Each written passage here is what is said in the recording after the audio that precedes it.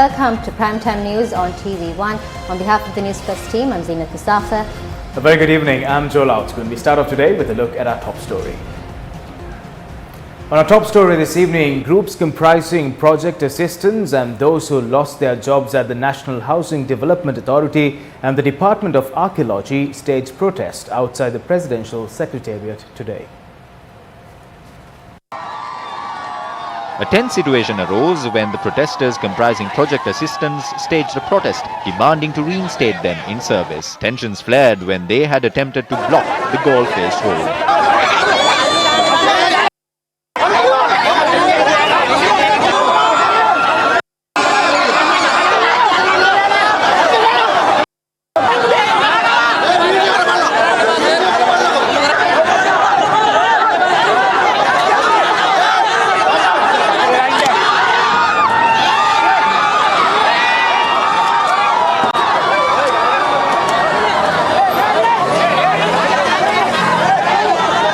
Individuals who had lost their jobs after being recruited on contracts at the National Housing Development Authority staged a protest at the agitation site near the Presidential Secretariat.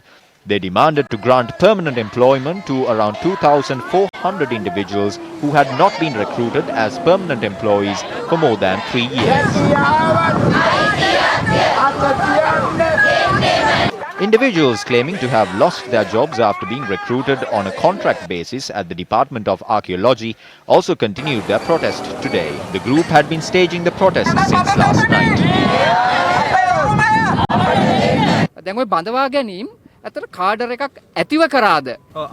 There is a cadre of 1,865, 1,000 security officers and 865 workers. There are 1,431 working at present. They have been taken in after carrying out interviews. The appointments have not been given. The National Housing Development Authority. There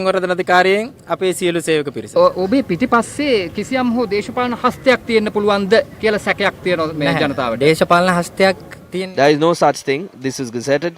This is published in the papers. This is how the people have sent the applications by post and received these applications.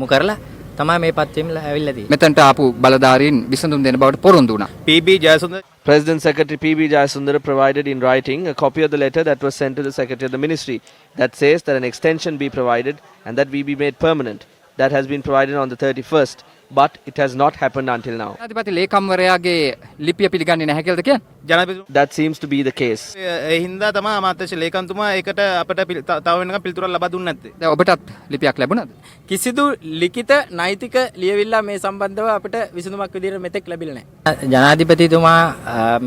President is trying to justify this, but the politicians at the village level have made this political. I hope that they will think about us, the country and the youth and provide a solution to this. President's personal secretary Sugishwara Bandara met with the protesters this afternoon. The President had previously stated that employment would be provided without any political differences under this government's special program to provide 100,000 jobs. These protesters are continuing their protest despite making such remarks. The President asked me to make a pledge on behalf of him, stating that their unemployment issues would be resolved under this special employment program. The President will not give written undertakings. Therefore, this problem will not be solved by being here.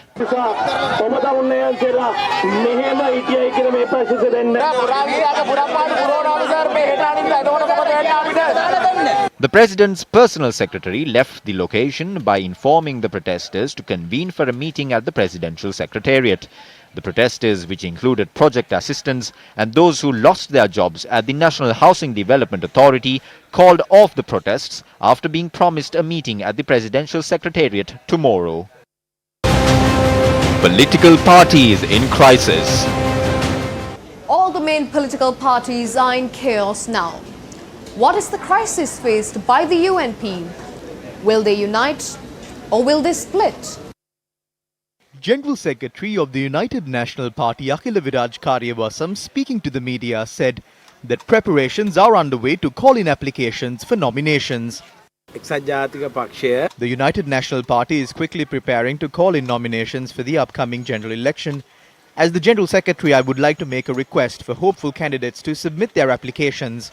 The nominations will be called in by a committee appointed by the working committee of the UNP. පුද්ගලයන් නියෝජනය කරනවා. සන්ධානයේ නායකයා හැටියට සජිත් ප්‍රේමදාස මහත්තයාට මේ සම්බන්ධයෙන් අයිතියක් තියෙනවා. සන්ධානයේ නායකයා වශයෙන් Sajid Premadasa was appointed as the leader of the alliance and as the chairman of the nomination committee. But although all of these matters were agreed to at the working committee yesterday, it was clearly stated that we must contest for the general election under the symbol of the elephant. Even before we formed various alliances and fronts like this, and we contested for the election under the symbol of the UNP. Legal experts also pointed out another provision in the constitution of the party. Contesting under the symbol of the elephant should be done constitutionally. There is a legal issue as well. As far as I know, we cannot give the symbol of the elephant to anyone else. මම දන්න විදියට අලියා ලකුණ අපිට වෙන කාටවත් ලබා දෙන්න පුළුවන් කමක්. අලියා ලකුණෙන් ඔවුන් තරග කරොත් අලියා මෙහෙවන්නේ කවුද? අලියා මෙහි The elephant will be led by the working committee. Especially the nomination committee will be appointed by the central working committee based on the agreement of a majority. නෝනේ. ඒතකොට සන්ධානයේට අලියා ලකුණ අරගෙන මේ ඔවුන් කියන ගමන යන්න බැරි වෙනවනේ. එහෙම කරන්න පුළුවන් කමක් නැහැ. නාමික සන්ධානයක Contesting legally under the nomination list signed by the nominal general secretary of the party under a nominal leader, while there is another leader and another general secretary functioning behind them, is like putting a pry bar out of the house during a thunderstorm for the lightning strike to miss its mark. It seems as if they are using Sajid Premadasa. So therefore, realistically and optimistically speaking, if they are asking Sajid Premadasa to form an alliance and contest the election, it must be done legally. We also agreed to contest under the symbol of the elephant through such an alliance. They are saying that they cannot give the symbol of the elephant for that. If they cannot give the symbol for the alliance and they are asking us to contest under the symbol of the elephant, the legal leader of the alliance would be the leader of the party that owns the symbol of the alliance. The legal general secretary is the general secretary of the party that owns the symbol of the elephant. Then Sajid Premadasa is no longer the leader of the alliance, and Ranjit Madhum Bandara will not become the general secretary of the alliance. Ranjith Madduma Bandara මැතිතුමා සන්ධානයේ මහලේකම්වරයා බවට පත් වෙන්නෙත් නැහැ. මේ අකිල විරාජ් කාර්යවසම් ඇති. This is the official communique released by Akila Viraj Karyavasam after the UNP Working Committee meeting held on the 30th of last month. This states that Sajid Premadasa will be appointed as the leader of the alliance. He will be allowed to coordinate the activities of the election. He will be the chairman of the nominations committee, and that the general secretary will be appointed by Sajid Premadasa. Ranil Wickramasinghe has informed Sajid Premadasa in writing of his agreement to the consensus reached with Sajid Premadasa. As this is a personal correspondence, I will not issue this to the media. But we do have in our possession such a letter. Akila Viraj Karyavasam said that he does not know about it, but there is a letter that was written and signed by Ranil Wickramasinghe and sent to Sajid Premadasa. All of us would like to contest under the symbol of the elephant. If we are contesting under the symbol of the elephant, it must be legally handed over to the alliance where Ranjit Madhuma Bandara holds office as the General Secretary. අලියා ලකුණ නිත්‍යානුකූලව ලබා දිය යුතුයි.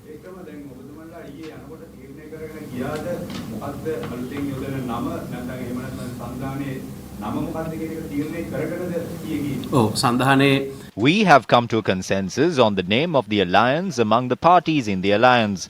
Also, the documents pertaining to the leader of the alliance and the general secretary of the alliance have been handed over and accepted by the Elections Commission. And further, we have been informed in writing about this as well.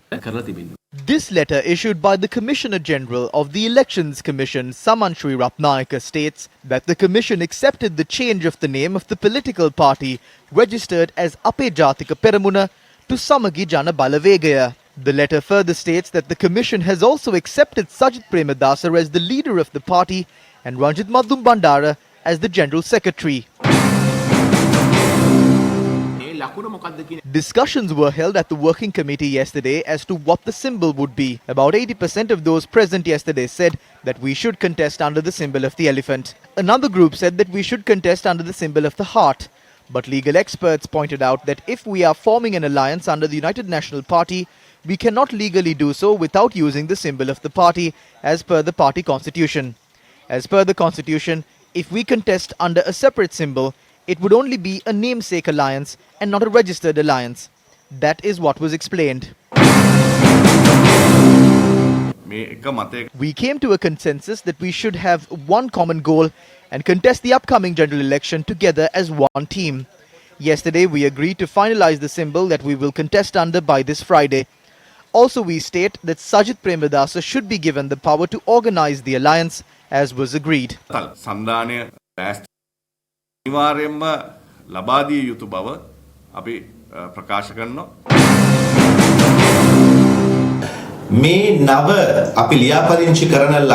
We will definitely contest through the newly registered Samagi Jana Balavega at the upcoming general election. A common consensus has been reached in that regard among all parties constituting the alliance. Various views are expressed with regard to the symbol of the alliance.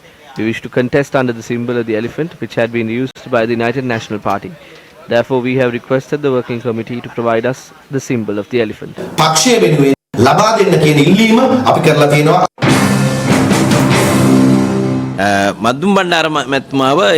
It has been agreed that Madhum Bandara is the General Secretary of the alliance. But the biggest problem is that as per reports, a majority at the working committee are in favour of contesting under the symbol of the elephant. So if the party is the United National Party and the symbol is the elephant, then Akhila Viraj is the General Secretary. The address is Sirikota. By this morning, the United National Party has already divided into two factions. One faction is the UNP with the symbol of the elephant, and the other faction is the UMP-led alliance under the symbol of the heart.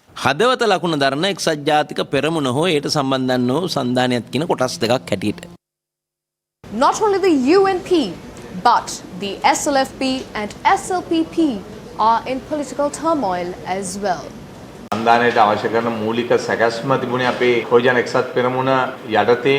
The draft plan for the registration of the Sri Lanka Podujana Alliance is in place. Former President Maithripala Sirisena never requested for the position of a joint chairman. This is the truth. I am disappointed over the fact that those who make such claims have no proper knowledge in this regard. Basil Rajapaksa has arrived in the island. The SLFP has already requested for an audience with the President for talks. We have requested for another meeting with Basil Rajapaksa and the Prime Minister.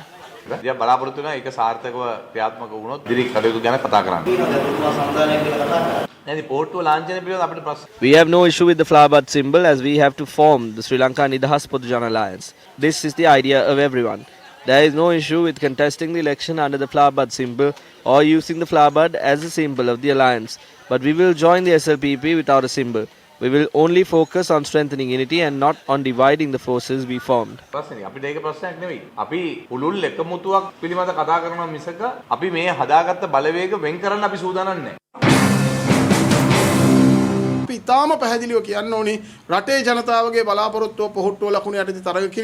I must make this very clear. The expectation of the general public is for us to contest the general election under the flower-bud symbol. The public will not be happy if this is changed. There can be no joint leadership within any alliance.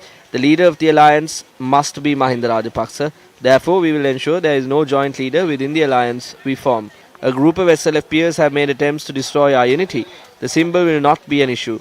The symbol accepted by the general public is the flower bud. The main factor vital to win the upcoming general election is trust. Prime Minister Mahinda Rajapaksa and President Gotabaya Rajapaksa have already won the trust of the public. However, it is very clear that former President Maithripala Sirisena failed to win the confidence of the people.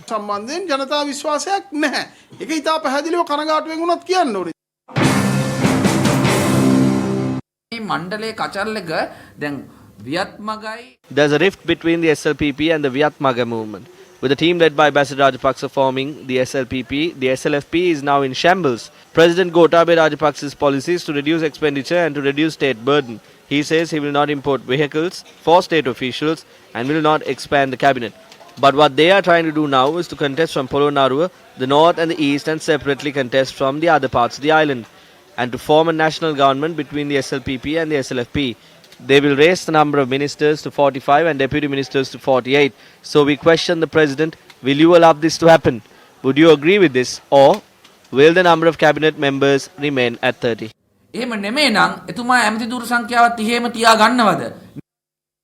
For a moment, let us put aside all these issues faced by the political parties. What is happening with Viatmaga? Over the last few days, the Viatmaga organization had indicated the intention of its members to contest the upcoming general election. ඒ වගේම නාම යෝජනා සකස් කර ගැනීම සඳහා We require Basil Rajapaksa's intellectual mind to prepare the nomination list. We hope that educated and young leaders who were involved in Vietmaga movement's activities would be given an opportunity to contest the polls from all main districts. We are holding preliminary discussions in that regard. We believe that a new set of good people would enter parliament this time. පාර්ලිමේන්තුවට ඒකේ විශ්වාසය අපේ තියෙනවා. නෑ ආණ්ඩුවේ මතය නෙවෙයිනේ. This is not the government's position. Although education is one aspect of being intellectual, no one has arrived at such a decision. Both educated and intelligent individuals are important. However, a group which has experience and has represented all segments of the society are also required for parliament. This is because the parliament is a cross-section of democracy. හරස්කඩ. විශේෂයෙන්ම මේ උගත් බුද්ධිමත් කියන This country demands good individuals who do not use their parliamentary positions to engage in businesses more than intellectual. Therefore, the requirement for good people is the trend in terms of politics. තමයි අලුත් ප්‍රවණතාවය වෙන්නේ රටේ ගොඩනැගිලා තියෙන්නේ. Ranil is a graduate of the Colombo University, but he is the #1 individual behind the central bank bond scam. Ravi Karunanayaka is an accountant. He is also a suspect in the bond scam. Those with qualifications are the ones who have caused more harm to the country. Those who have less qualifications have done less damage to the country. A person does not become an intellectual only through certificates. සෑම ක්ෂේත්‍රයකම People in all spheres have the opportunity of contesting the election. So doesn't the Vietmaga movement have that right? A person can be an actor, a professional, or a businessman, but one should know politics and become a politician. It is a happy sight to see people from different fields coming forward. However, no matter how talented they are in their respective sectors, they should study and engage in politics. Politics is a profession. A highly skilled engineer cannot perform a cesarean section. This is because they are different fields. මේක තව ක්ෂේත්‍රයක්. If the people vote for them, they will be elected. If they don't receive votes, they will not be elected. While giving nominations, all parties should know as to whom the people like. If nominations are given to individuals whom the people dislike, then they will not be elected to parliament. When politicians are rejected, then people who are not involved in politics will be put forward. The people should then know how to face the repercussions of such a move. However, I respect their engagement in politics. I would like it if they are put forward in the nomination lists. Now, how does the JVP view the struggle to secure nominations in the upcoming general election? These are the views expressed by former provincial councillor of the JVP, Vasanta Samrasinghe.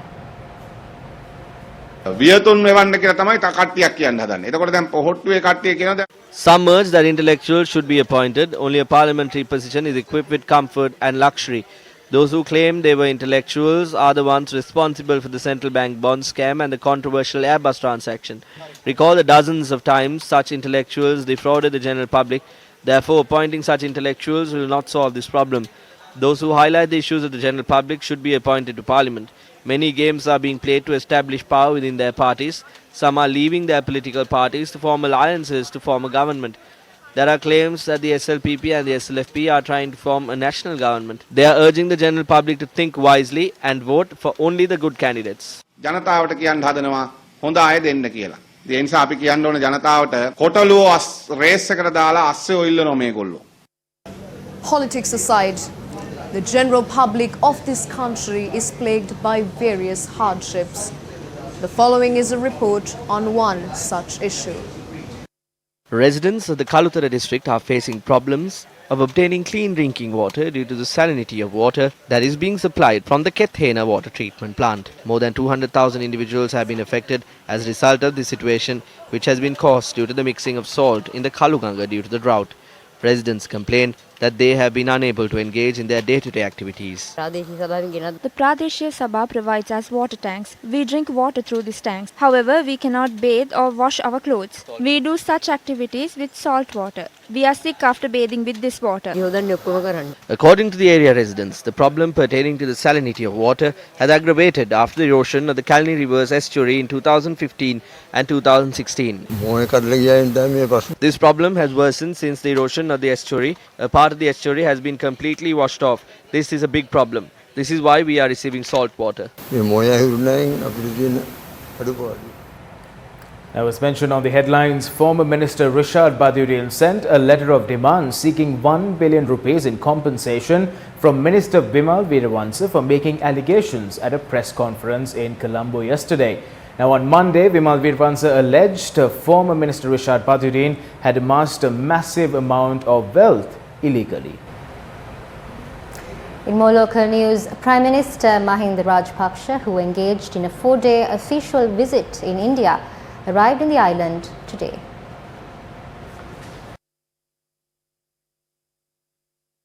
Earlier today, the Prime Minister visited the religious site at Tirupati and offered prayers.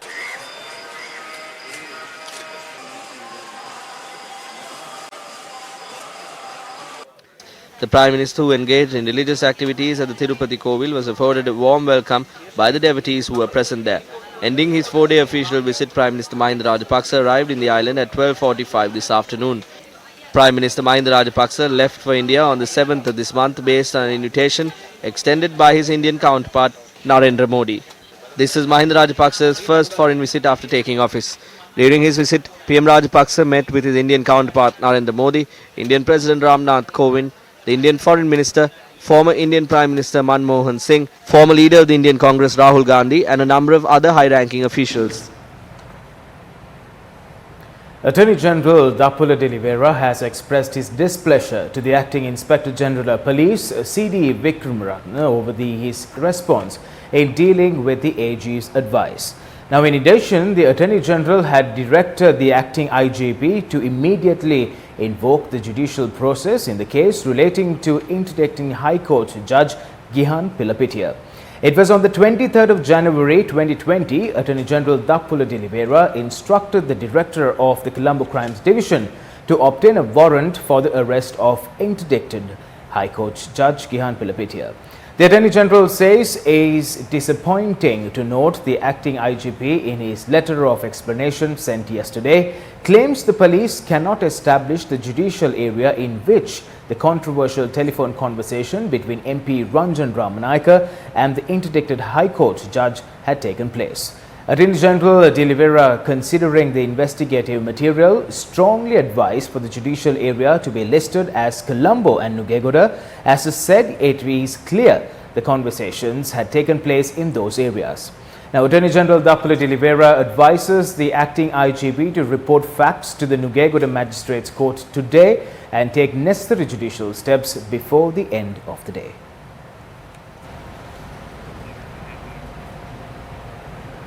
Moving on, according to the Asian Development Bank, Sri Lanka will require a funding of 4,092 billion USD for transport and energy sector reforms under the ADB's South Asia Sub-Regional Cooperation Plan for 2016 to 2025. The proposed plan in Sri Lanka, for which financing sources are yet to be identified, may be leveraged to promote it as an LPG transshipment and logistics hub for the region. It added, Sri Lanka's own power needs to be met by a power plant in Trincomalee using natural gas, which could yield cheap and clean energy as well as the possibility of trading carbon credits. Two of the identified flagship initiatives under the ADB's operational vision involve trade in oil and gas, namely a pipeline corridor between Bangladesh and India for crude oil supply and Sri Lanka an LPG transshipment and storage hub. The South Asia Sub-Regional Economic Cooperation Plan brings together Bangladesh, Bhutan, India, Maldives, Myanmar, Nepal and Sri Lanka in a project-based partnership that aims to promote regional prosperity. Country-wise, Bangladesh has the largest funding requirement of $25.44 billion for 40 projects, mostly in transport, followed by Bhutan at $14.59 billion. India's funding requirements for transport and energy is slightly higher than Sri Lanka at $4.95 billion. Now, speaking at the Ceylon Chamber of Commerce's Economic Outlook launch for 2020, the Central Bank Governor, Professor W.D. Lakshman, highlighted that the government seems likely to move out of the Washington Consensus framework of policy pursued over the last several decades in Sri Lanka under the advice and guidance of the IMF and the World Bank. Central Bank Governor Professor W.D. Lakshman spoke about the IMF press release issued by the visiting IMF team, with a 10-day-long engagement with some of the key policymakers. He further assured that as expected at the present juncture of a significant policy shift away from what was underlined the outgoing EFF program, this press release cautiously refers to the positive elements in the current policy framework, while also pointing out the relevant risks. Professor Lakshman further acknowledged that there were structural issues that needed to be addressed, but argued that concerns created by a significant drop in public revenue had been overstated by the IMF and rating agencies. The IMF is not treated as enemy of this country. We are a member and we have rights also as member. Although our contribution may be minuscule. In the last IMF team, I had long chats with them. Perhaps to talk with them later on and develop a program within policy framework we agree, as long as that is permitted, and the IMF team told me that it is permitted. So on that basis, I think there would be a discussion for a new program. Whether it will finalize easily, yet to be decided. The economy is gradually recovering from the terrorist attacks last April. Real GDP growth is estimated at 2.6% in 2019. The recovery is supported by a solid performance of the manufacturing sector and a rebound in tourism and related services in the second half of the year. High frequency indicators continue to improve and growth is projected to rebound to 3.7% in 2020 on the back of the recovery in tourism. The recovery is expected in a number of sectors other than tourism from the debilitating immediate past. Hence, the central bank believes that 4% is more likely to be the 2020 growth rather than the above 3.7%. Anyway, the cautiously neutral position taken by the IMF team about the new policy regime in the country would probably not be causing undue disturbances in financial markets. In more news this evening, now it has reported that 5,891 of child abuse cases were reported in the country from 2012 to 2020. According to the UN, 90% of women in Sri Lanka have experienced sexual harassment in public transport. Now, Newsfirst, Senitha Senanaika filed this report. A few days ago in the Parliament, answering to a question raised by MP Hesha Vitanage, Minister Johnston Fernando revealed that there have been 142 cases of rape, 54 cases of child abuse and 42 cases of serious sexual abuse that have been reported within the first 15 days of this year. Now, unfortunately, these are not the only startling statistics that we were able to find.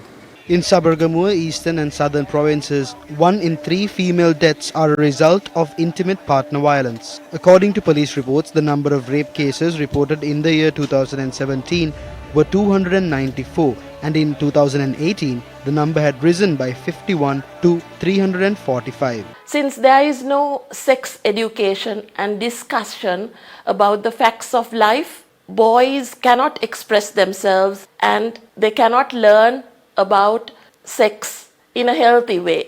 They either learn from friends or through pornography.